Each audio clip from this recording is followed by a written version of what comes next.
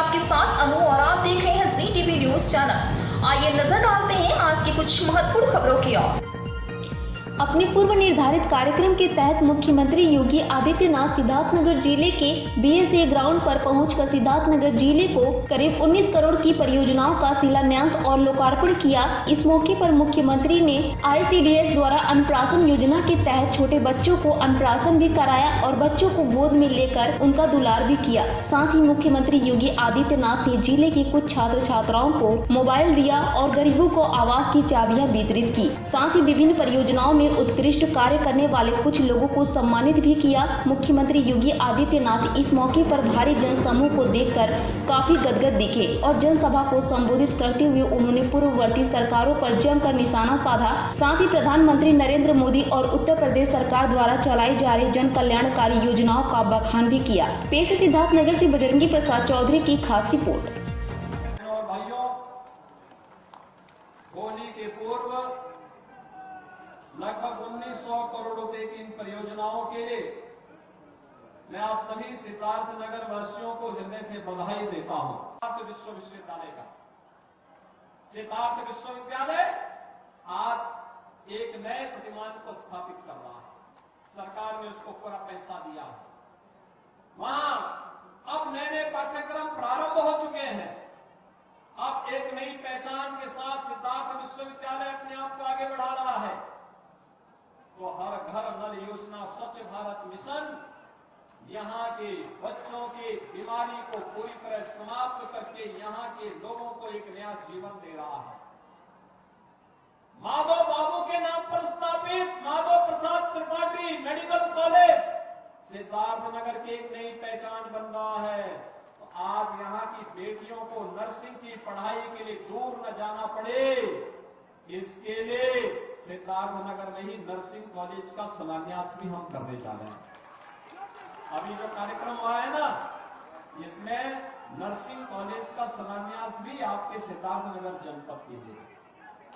जिन गांवों में अब तक हर घर नल योजना से शुद्ध पेयजल नहीं पहुंचा है, उन गांवों के लिए पानी पहुंचाने के लिए, शुद्ध जल पहुंचाने के लिए, आरओ का पानी पहुंचाने के लिए भी हम लोग आज शिलान्यास कर रहे हैं। और जहां कनेक्टिविटी से नहीं जुड़ पाया हो, उन गांवों को कनेक्टिविटी के साथ जोड़ने के लिए आए। हमारे नौजवान के लिए आजीविका भी है, तो हमारे आम नागरिक की आस्था का सम्मान भी है। आस्था का सम्मान भी है। आप सोचिए, 500 वर्षों का इंतजार समाप्त किया ना, अयोध्या में राम मंदिर का निर्माण हुआ ना, रामलला का विराजमान हो गया है ना। आप मुझे एक बात बताओ, कितने लोग गए अयोध्या? सिद्धार्थनगर जनपद के काफी लोग जा चुके हैं। आपको मैं एक बात बताऊं, 22 जनवरी यानी 23 जनवरी से लेकर के 10 मार्च तक 1 करोड़ श्रद्धालुओं ने अयोध्या में अब तक दर्शन किया है। 1 करोड़ श्रद्धालुओं ने, और ये पूरे देश के अंदर के थे। हम लोगों ने उत्तर प्रदेश वासियों से कहा था, पहले देश के लोग करेंगे, फिर उसके बाद में हम लोग करेंगे। और दर्शन वहां पे आज भी हो रहा। कल मैं अयोध्या में था, लाखों लोग आ रहे हैं, दर्शन कर रहे हैं। अब आप लोग भी जाइए दर्शन करके। और एक तरफ माफिया गरीब के हक को हड़पता था और दूसरी तरफ मच्छर यहां के नौजवानी को बचपन में ही निगल जाता था।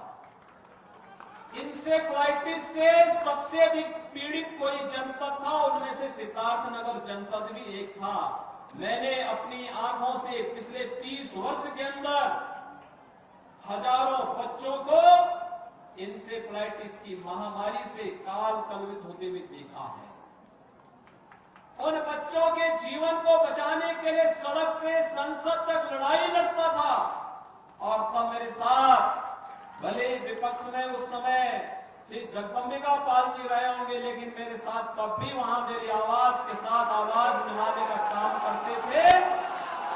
तो विपक्ष का एकमात्र सांसद होता था जगदम्बिका पाल।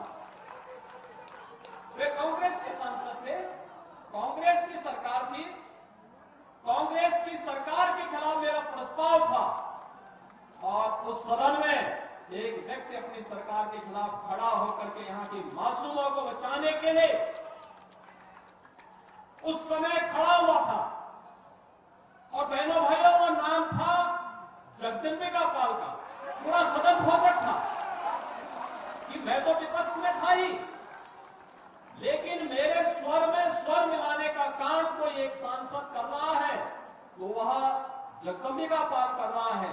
और बहनों भाइयों, आज जब हम लोग आज कह सकते हैं कि सिद्धार्थनगर जनपद अब इंसेफ्लाइटिस से मुक्त हुआ, बीमारी समाप्त हुई, इसके बहुत सारे कारण हैं। हमने मच्छर भी समाप्त किया, माफिया भी समाप्त किया, और जब मच्छर और माफिया समाप्त होता है तो बीमारी भी समाप्त होती है। और बीमारू राज्य की श्रेणी से, बीमारू जनपद की श्रेणी से उभर करके, आकांक्षात्मक जनपद की श्रेणी से उभर करके आपका जनपद भी विकसित जनपदों की श्रेणी में आकर के खड़ा हो चुका है।